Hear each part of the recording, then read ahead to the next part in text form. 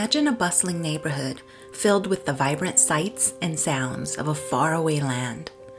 Lanterns swaying gently in the breeze, the melodic hum of a foreign language, and the scent of exotic spices drifting through the air. This was Denver's Chinatown, a place that thrived with culture, community, and commerce in the 19th century. But amid the promise and prosperity, a storm was brewing. A storm fueled by fear, prejudice, and misunderstanding. Seeing the way Denver is now, it probably comes as a surprise to most people that there once was a well-established Chinatown in the midst of the city. As we journey back in time, we'll uncover the untold stories of resilience and struggle, of a community that once flourished against all odds and faced devastating challenges. This is not just a tale of bygone era. It's a powerful reminder of the human spirit's ability to endure and rebuild. Join me as we explore the rise and fall of Denver's Chinatown, a chapter in history that deserves to be remembered and shared. So let's dive into the rise of Denver's Chinatown, which was locally known as Hop Alley. It emerged in the late 19th century as Chinese immigrants began settling in the city. The community's roots trace back to 1869, when the first Chinese resident, Hong Li, arrived. Living in a shanty at Wazi and F Streets, he operated a washing and ironing laundry business. This marked the beginning of a modest, yet growing Chinese presence in Denver. By the 1880s, the Chinese population had increased substantially, with many community members employed in laundromats, restaurants, and various service industries.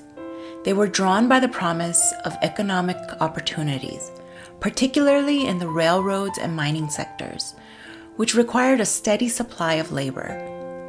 The Colorado Territorial Legislature supported Chinese immigration, believing it would accelerate the region's development by providing affordable labor.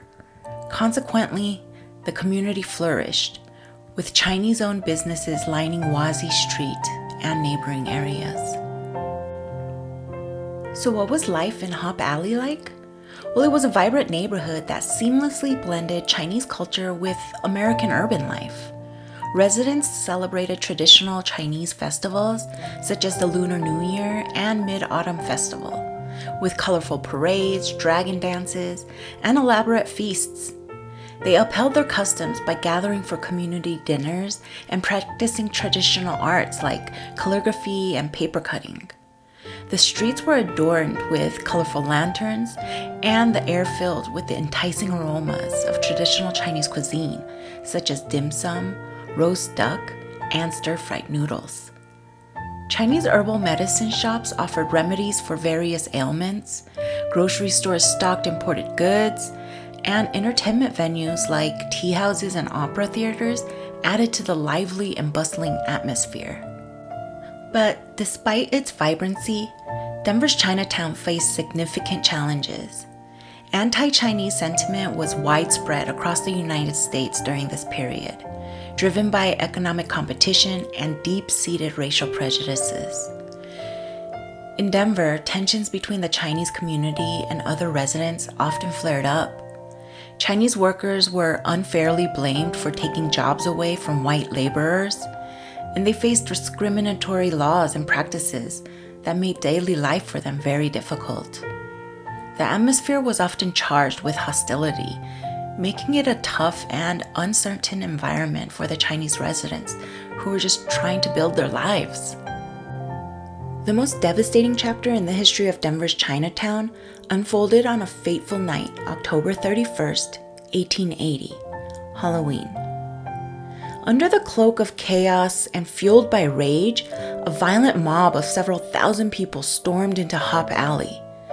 The spark that ignited the fury was a seemingly small dispute in a saloon.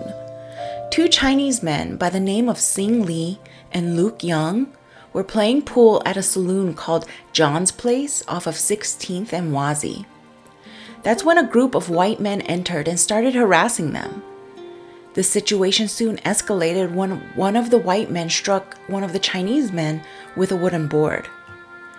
And despite attempts by the saloon owner to defuse the situation and usher the men to safety, the incident quickly spiraled out of control.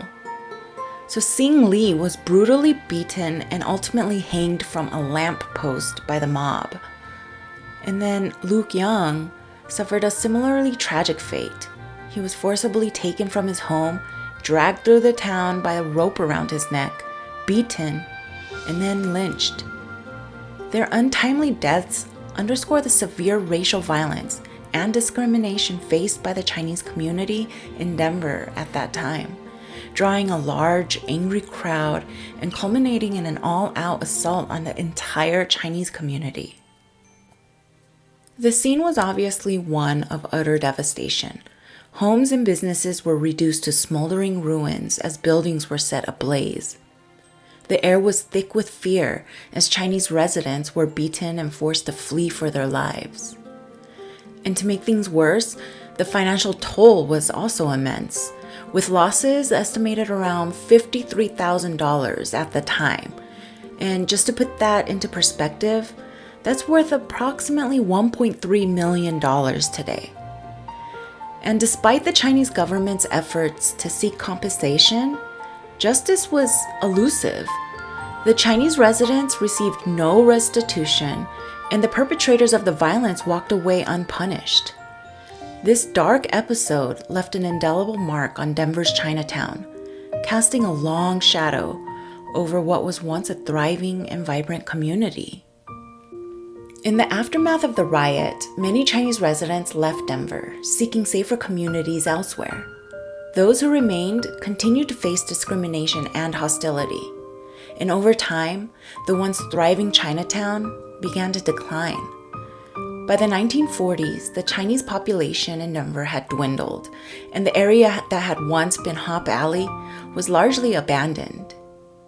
As the years rolled on, the echoes of Denver's Chinatown began to fade, but the resilience of its residents left an indelible mark on the city. The streets that once bustled with the vibrant colors and sounds of Hop Alley slowly transformed. The cheerful lanterns and the aromatic food stalls gave way to the relentless march of urban development. By the mid-20th century, the physical traces of the once thriving community had vanished, swallowed up by the city's rapid expansion and renewal efforts. Yet the spirit of Chinatown endured. Those who lived through its rise and fall carried the memories with them, passing down stories of celebration, struggle, and perseverance to younger generations.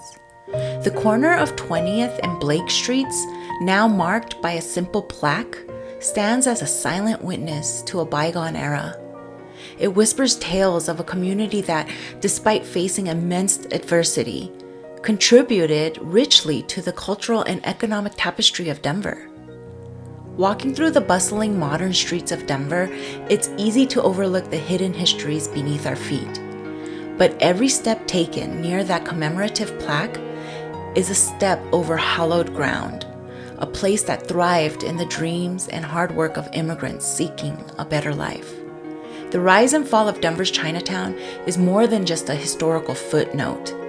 It's a testament to the human spirit's unyielding capacity to endure, rebuild, and leave a lasting legacy. For those who lived through it, their story is a vital part of Denver's heritage, a chapter that deserves to be remembered, shared, and celebrated. And this concludes today's story time. While it was a somber tale, I hope you found it thought-provoking and meaningful. Thanks for listening. Bye.